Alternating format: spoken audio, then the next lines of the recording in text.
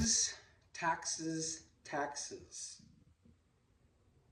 I hate to say it, but taxes are kind of an important aspect of your new business that you're starting or going to start or have started. And maybe you already realize the importance of taxes. Our last podcast, we talked a little bit about my conversation with Arliss. Okay.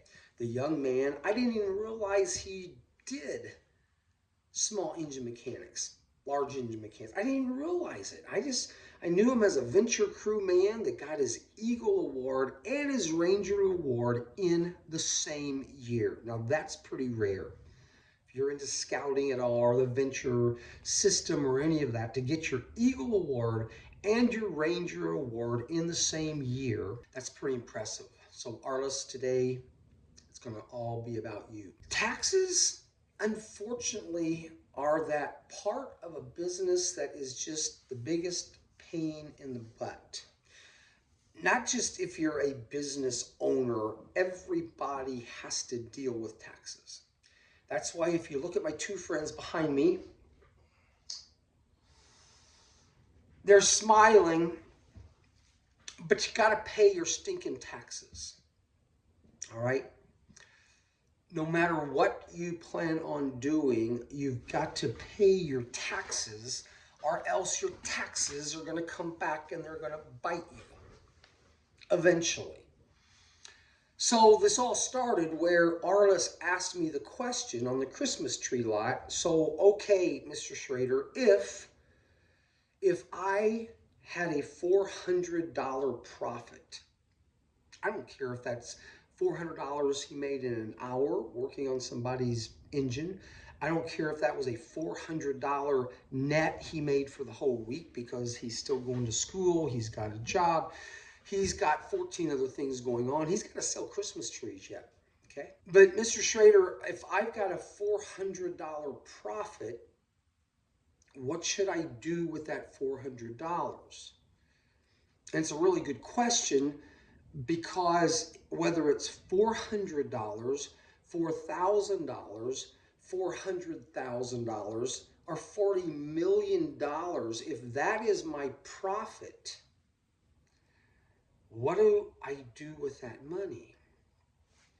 And it's kind of funny. My first thought was, okay, Arliss, I'm so excited that you're actually making good money out there doing your dream, and you've made this profit of $400. I don't really care if that was done in a minute, an hour, a day, or a month. But what do I do with that? My initial thought was, Arliss, okay, take a small percentage of that, put it into your dream category, right? I want you to dream about something you can do someday. So put a little bit into that dream category. Now, some people will say, hey, that dream category needs to take a certain percentage of that and put that right back into your business so you can keep growing and growing and growing. You know, it's funny, Arliss is working on equipment, which was the absolute thing I hated the most when I started my business. Remember, I had a couple push mowers, and I remember to this day, the one thing I hated more than anything was working on the lawnmowers. When the lawnmower engine would break down and I had to try to figure out what to do with it, I soon found out this, that I could either work on this engine and try to become a small engines mechanic, and I actually did take a small course, one 2, 3, 4 days with my father to learn how to work on small engines. And what I learned in 5 days with my father was I hated working on small engines. So I found option 2. If I could push a mower fast enough and I could make, let's say, $100 in an hour or 2 hours pushing this lawnmower, if my engine blew up, guess what a new engine cost? Back in 1983, 1984, a 4-horsepower Briggs & Stratton engine that was the perfect lawnmower for my engine for my 21-inch lawnmower cost right at $100, okay? So I was able to make a choice at that time that instead of wanting to be a small engine mechanic If my engine decided to quit or blow up or whatever, and I didn't want to spend the frustrating time to fix it, okay, now I'm not saying if it ran out of gas, I bought a new engine. If I needed to add some oil, I knew how to do that. But, you know, I didn't want to get into the internal links and aspects of an engine. So I learned that I could buy a new engine for $100. So that meant that 2 or 3 times a year, if I needed a new engine for my lawnmower, I just worked a little faster because in an hour and a half, I could buy a new $100 engine. I took care of them. I did the right things. I covered them up at night so they wouldn't get wet. But I knew early in my life I wasn't going to be an engine mechanic. I wasn't going to be the person who wanted to tinker with the engine at the end of the day. Understand that there are times where you just say, I'm going to buy a new freaking engine versus trying to figure out what part of that carburetor link isn't quite freaking right and it's making, okay, make your decision. Here's another thought.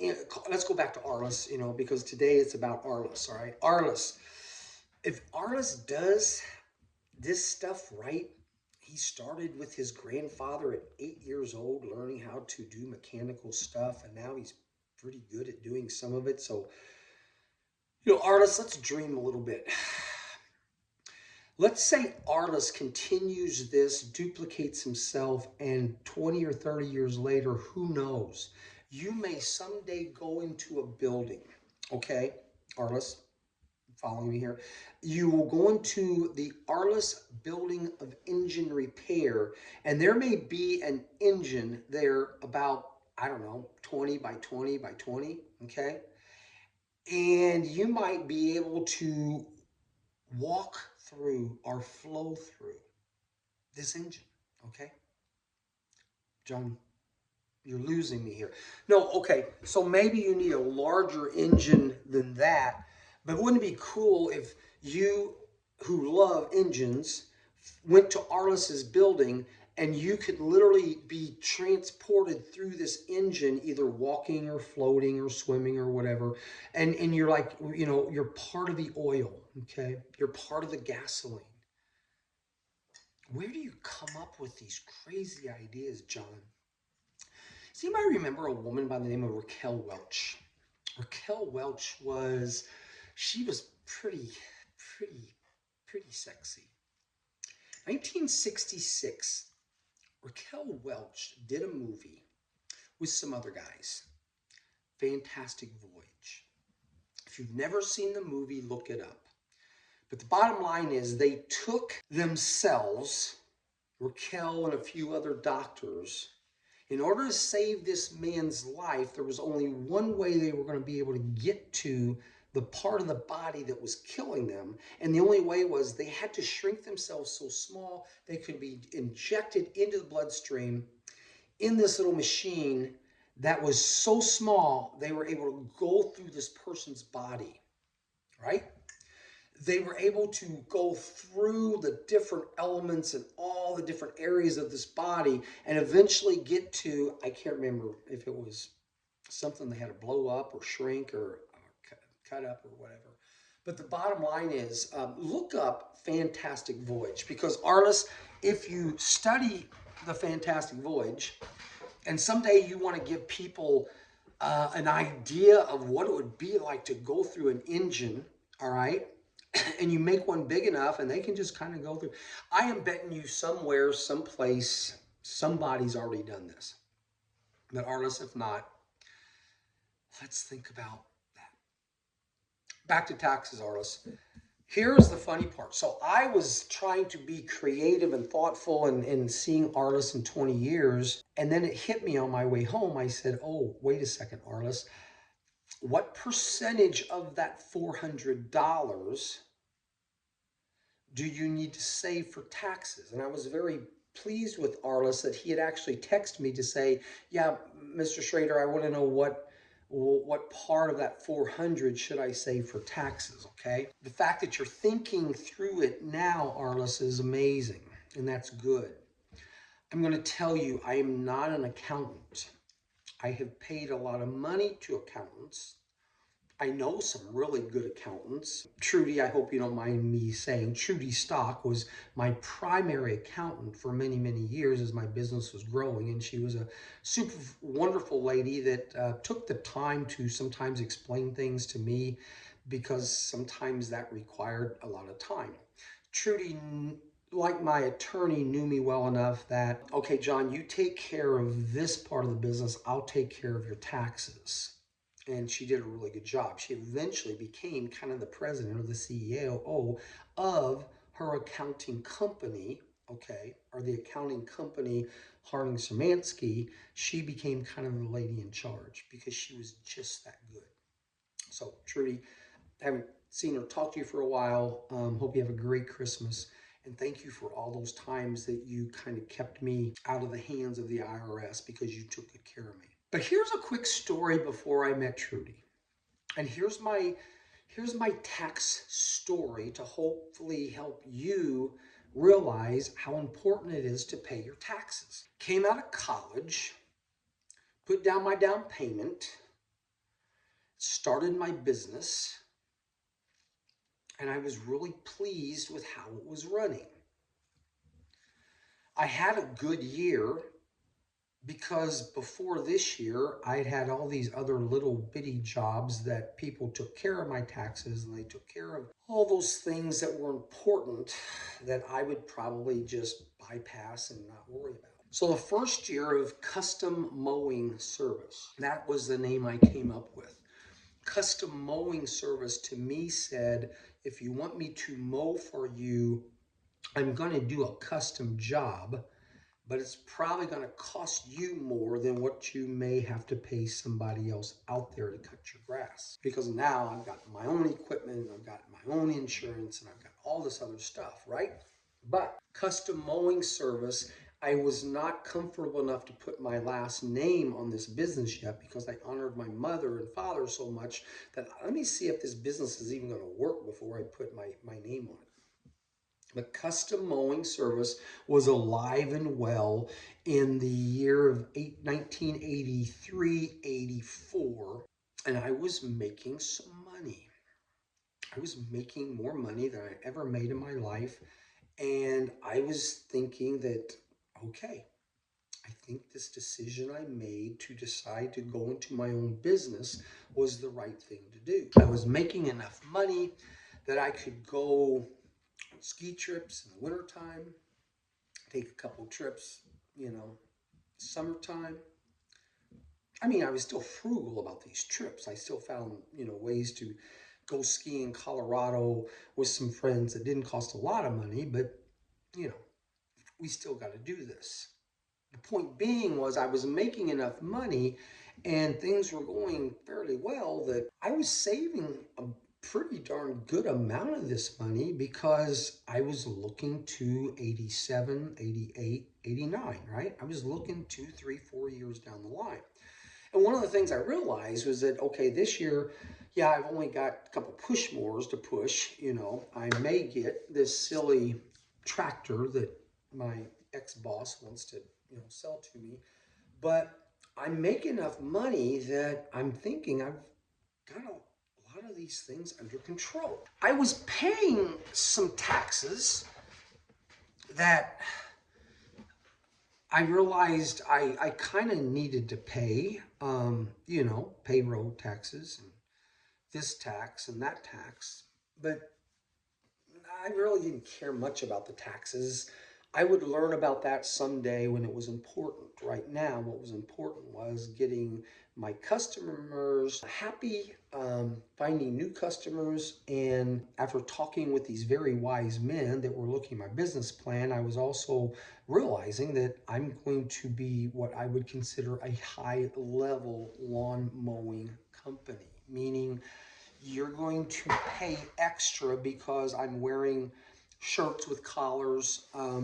We are somewhat respectful for we don't come at 5:30 in the morning and start cutting around your house and so on and so forth. But what's this got to do with taxes?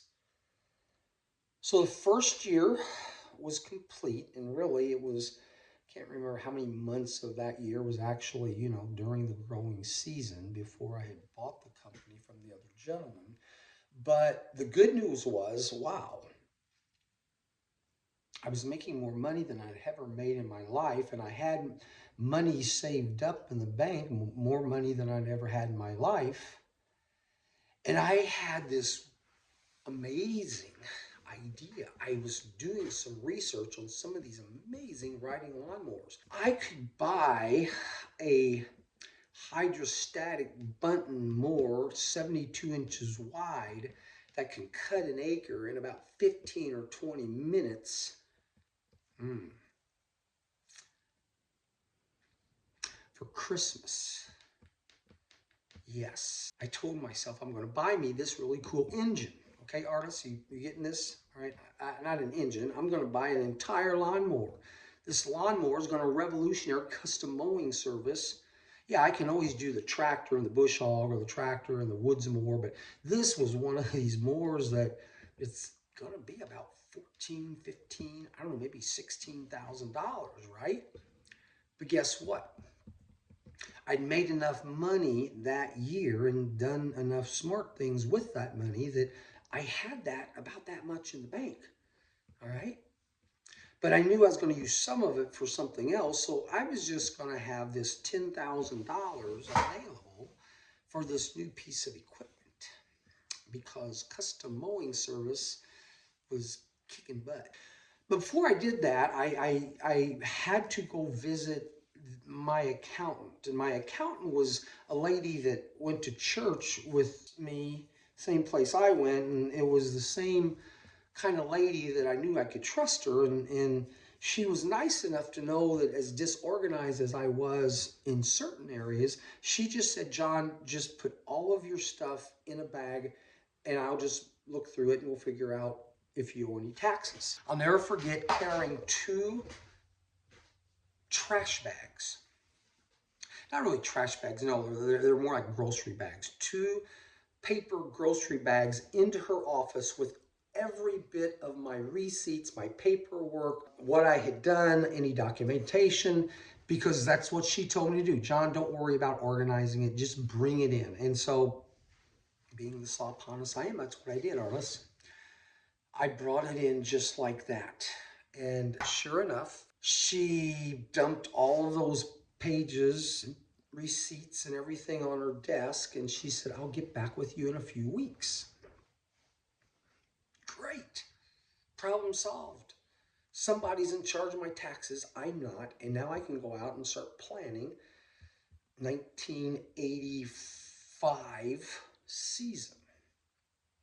She calls me a couple weeks later. Hey, John, come on back. She says, I got all your taxes done, and we'll sit down and we'll figure out where we go from here. I didn't ask anything like, do I owe any taxes? Am I getting any money back from the government? I didn't really care because she was taking care of me. I'll never forget, I walk in her office, and she's like, John, you've had a really good year, for your first year of, this mowing grass. And you've had a really good year. I'm like, well, thanks. I've been happy and pleased and kind of looking forward to the next year. And she said, so after looking at your gross and looking at your expenses and, your payroll and this, did you by chance save any money? And the way she asked it, I really thought she cared about, this nice lawnmower I was going to buy, this new Bunton lawnmower. I mean, here's my accountant. She's wondering if I've saved enough money to buy my Bunton. As a matter of fact, yes, I have. I think I've got, I don't know, maybe $10, $11, $12,000 in the bank because these new Bunton lawnmowers that are coming out, they're about $11,000, $12,000. Well, she said, the good news is I'm really glad that you were smart enough to save that money and not just go out and blow it on something stupid. That's the good news. John, the bad news is you owe the IRS about $10,000 in taxes for the profits that you made on your business.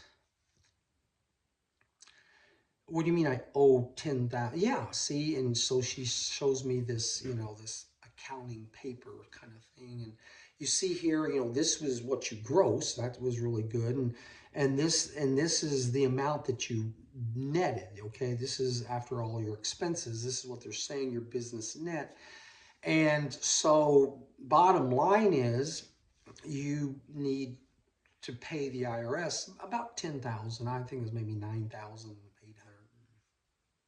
Mm. Well, when do I need to pay that?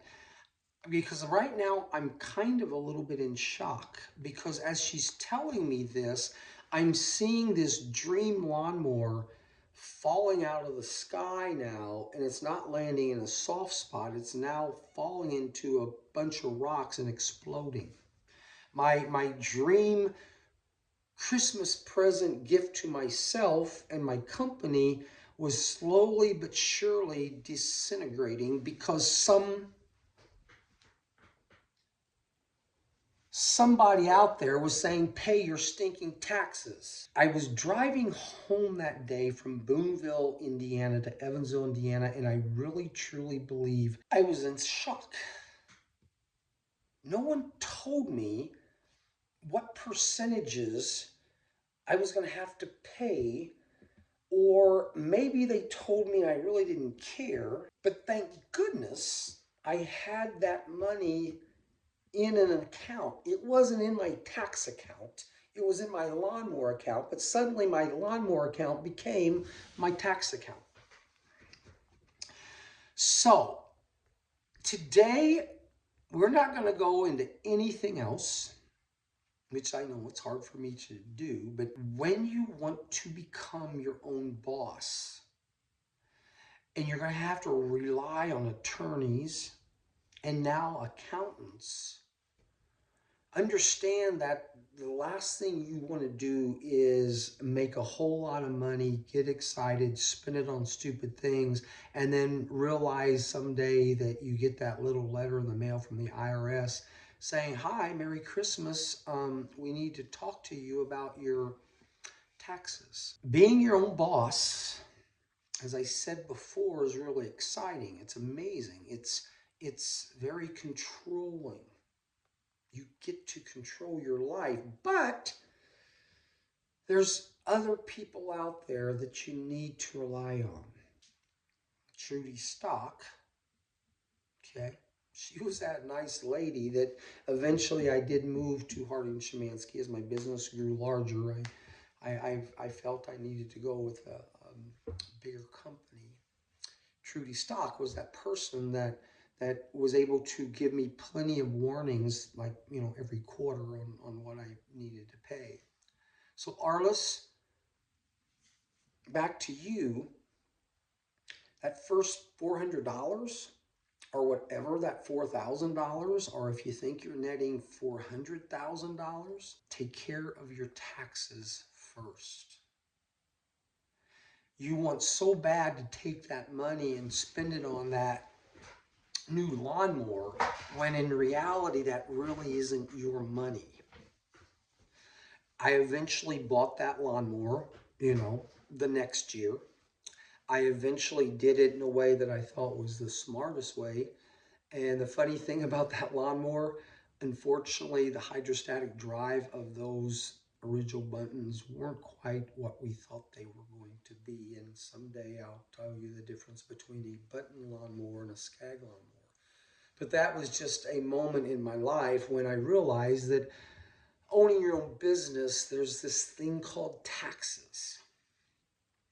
Pay those freaking taxes or they will come back to haunt you. Remember, you've heard the old saying, two things in life, death, taxes. I'm going to add one that I want you to also think about dreaming. You get your own business going and it's doing pretty well, and every year it's improving and moving in the right direction, you can start dreaming. But I promise you this, if you don't do the tax part right and you don't do it early, that dream is going to turn into a nightmare, and it could kill can be the death of your business. That's all we really want to talk about today.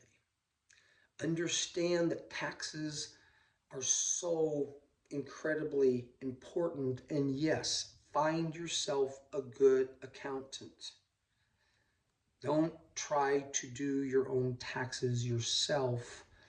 Sometimes I feel like if I try to do it myself, I may try to find loopholes that don't actually exist. When I started to see my company growing larger and I had multiple employees, yes, I finally decided I didn't want to take care of the payroll anymore because I wanted to make sure I was 100% sure that all of my employees' payroll was correct and I was doing everything right. So I found a little company that actually takes care of your payroll. For very little money, they were able to tell me exactly what I had to deposit into my payroll taxes every week, every month, every year. Taxes are going to drive you crazy. Taxes are going to be the part of your business that you just do not want to fool with because it's not what you wanted to dwell on.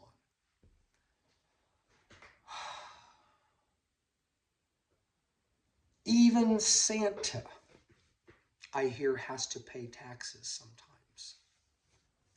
So, number 4, our top 5 rule. If you want to own a successful business, as early as you can, understand that taxes are just a part that you can't get away from. You may try to get away from them. You may think you're getting away from them. You may figure that, no, you're smarter than the IRS. And I can just tell you this, not by my experience, but by others, that when the IRS finally catches up with you, there's this thing called penalties, and they're kind of a hassle, I hear. Make taxes be a part of your business that though you hate them, don't let them blow your dream apart. All right. One quick question, because I can't spend the whole day just talking about the boring taxes. 3 days from now, the 14th, Saturday, 40 years. 40 years a woman has decided to spend 40 years with me. Yeah, it's our anniversary. Can you imagine what it would take to have to spend 40 years with a guy who changes his mind 14 times in a matter of a minute? A man that runs around his yard either throwing axes or launching trebuchets or chasing deer or looking for, the next amazing moment that he can share. Yeah. What do you think I should get my wife after 40 years? You guys who've been married out there for 20, 30, 40, what do you get your wife for your 40th anniversary? No, I know. You're thinking, give her space. Give her as much freaking space. Give her peace. Give her quiet. Well, I can, but my God, it's our 40th anniversary. I mean,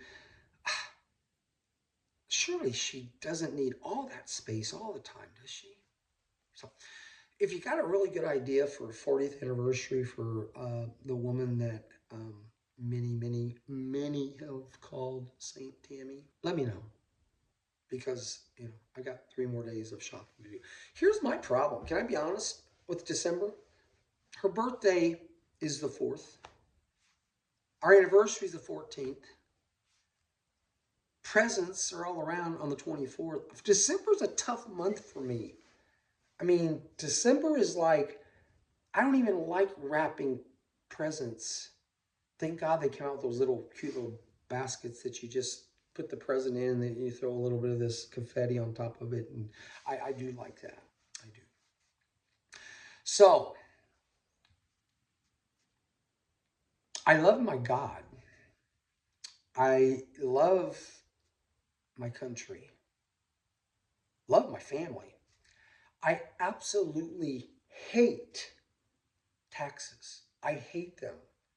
I'm not sure who out there loves taxes, but I hate them. But I do understand that without them, this country would not be one of the greatest countries in the history of the world. I I I love the people who are accountants and the people who do deal with taxes because it's not something I would want to do. Pay your taxes, understand your taxes. Arliss, that first 400 before you go out and you buy that new tool that helps you become a quicker mechanic, put about 25 to 30% of it back into like a little account. Call it your tax account. Then take the rest of that money. But let me end with this. John Schrader is not an accountant. John Schrader did not study many years of accounting in college. And quite honestly, the frustration with accounting is it changes every couple years.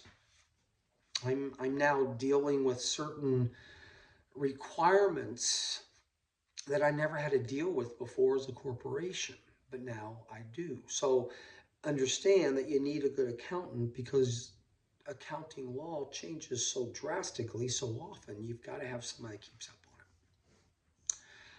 All right. Enjoy your day.